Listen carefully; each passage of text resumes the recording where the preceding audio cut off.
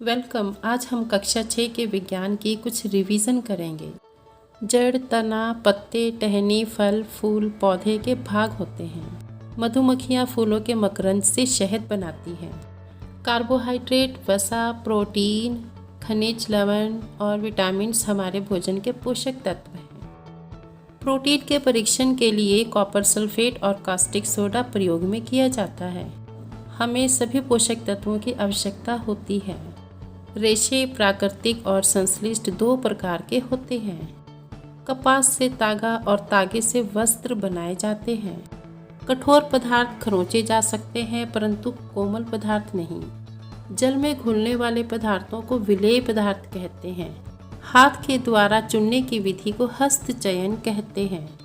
सूखे पौधे की डंडियों को अनाज से अलग करना थ्रेशिंग कहलाता है। वायु के झोंकों से अनाज और भूसे को अलग करना निष्पावन होता है। पानी के वाष्पों से दोबारा जल बनना संघनन कहलाता है। यदि नमक पानी में घुलना बंद हो जाए तो हम उसे संतृप्त विलयन कहते हैं। यह चीनी के साथ भी हो सकता है। यह पेंटिंग गुस्ताव कॉर्बेट नामक पेंटर की है। हरे और कोमल तने वाले पौधों को शाक कहते हैं। झाड़ी का तना कठोर होता है परंतु अधिक मोटा नहीं होता।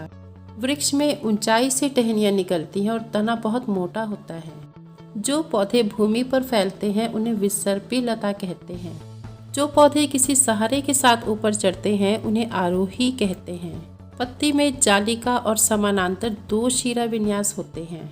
जड़ें दो प्रकार की होती हैं, मूसला और रेशेदार। यह एक मानव कंकाल है। इसकी हड्डियों को ध्यान से देखो। यह हमारा पसली पिंजर है। बहुत नरम हड्डी को उपास्थि कहते हैं, जैसे कान का बाहरी हिस्सा। कॉकरोच में बाह्य कंकाल होता है। आवास 3 होते हैं, जलीय, स्थलीय और वायवीय। आवास में पौधे और जंतु जैव घटक होते हैं। सजीव प्रजनन के द्वारा अपनी ही जैसे संतान उत्पन्न करते हैं। सजीवों द्वारा अपशिष्ट पदार्थों को बाहर निकालना उत्सर्जन कहलाता है। कभी कभी मापने में हम बालिशत का प्रयोग करते हैं। टेढ़ी मेढ़ी वक्र रेखा को हम धागे की सहायता से माप सकते हैं।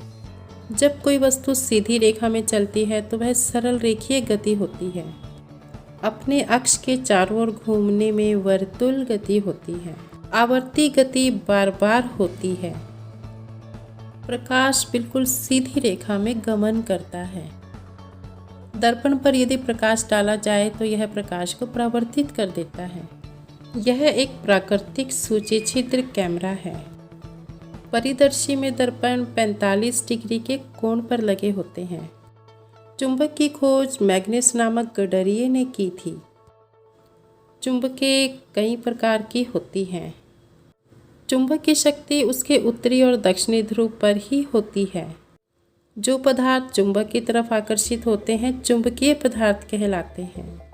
लटकाने पर चुंबक उत्तर दक्षिण दिशा में ही ठहरता है। कंपास द्वारा हम इन दोनों दिशाओं का पता आसानी से लगा सकते हैं। गर्म करने पर ऊंचाई से गिराने से या हथौड़े से पीटने से चुंबक के गुण खत्म हो जाते हैं। ऑक्सीजन गैस जलने में सहायता करती है। जल चक्र द्वारा प्रकृति में घूमता रहता है। पत्तों को जलाने से कार्बन डाइऑक्साइड और धुआं उत्पन्न होता है। बीजों को गीला करके रखें तो वे अंकुरित हो जाते हैं। मंड का परीक्षण हम आयोडीन की सहायता से करते हैं। चालनी में बड़े कण चालनी के ऊपर ही रह जाते हैं। ठोस पदार्थ के पानी में नीचे बैठने को अपसादन कहते हैं। प्रयोगशाला में गंदा जल फिल्टर पेपर की सहायता से छाना जाता है। पानी के वाष्प बनने की प्रक्रिया को वाष्पन कहते हैं। बाह्य दल, पंखुड़ी, स्त्री केसर, पुंकेसर फूल के भाग होते हैं। डॉल्फिन और व्हेल वात छिद्रों से सांस लेते हैं। 1 मीटर में 100 सेंटीमीटर और 1 सेंटीमीटर में 10 मिलीमीटर होते हैं। सेल के 2 टर्मिनल होते हैं। यह एक खतरे का निशान है। जहाँ यह होता है उसे नहीं छूना चाहिए। बल्ब में 2 टर्मिनल और एक तंतु होता है। तंतु टंगस्टन का बना होता है। विद्युत धारा धनात्मक से ऋणात्मक टर्मिनल की ओर चलती है। जिन पदार्थों में से विद्युत गुजरती है उन्हें विद्युत चालक कहते हैं। खाली बोतल में भी वायु भरी होती है। पर्वत पर ऊपर जाए तो ऑक्सीजन कम होती जाती है। वायु में कुछ गैसें जलवाष्प और धूल कण होते हैं। पवन चक्कियों को चलाती है जिनसे आटा पीसा जाता है। सूखी मिट्टी में भी वायु उपस्थित होती है। कचरे को विघटित करके खाद बनाने को कंपोस्टिंग कहते हैं। यदि खाद लाल केंचुओं के द्वारा बनाई जाए तो उसे वर्मी कंपोस्टिंग कहते हैं। हमें प्लास्टिक का प्रयोग कम से कम करना चाहिए। इन्हें अच्छी तरह से रिवाइज करो। Thank you.